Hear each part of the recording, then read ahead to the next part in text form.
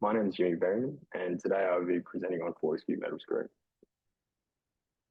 I'd like to acknowledge the traditional custodians of this land, the Wajungalunga people.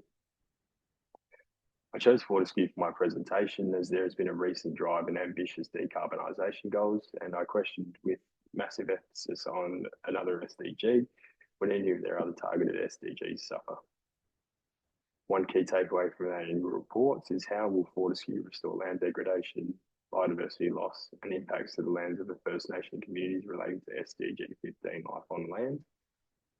They've noted financial provisions and a planned approach, but the question is this going to be enough? My evaluation of SDG 15 Fortescue Metals Group is garnered from company annual reports, UN SDG reports, and news articles. Fortescue's strategy aligns with SDG 15 via a minimum biodiversity impact. There's frameworks such as no net loss biodiversity goals, claims consultation of the rehabilitation of lands with traditional owners, as well as planning of any operational activities. With significant land clearing and such invasive works due to operational requirements, efforts would be enormous. Rehabilitation efforts would be enormous.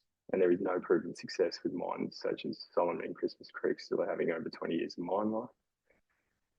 This is obviously incredibly disruptive to Indigenous communities, and as seen at Solomon, it's well documented with disputes arising on the lands in which FMG operates, with long-running court cases that claims the destruction of sacred lands with up to 45,000 years worth of history.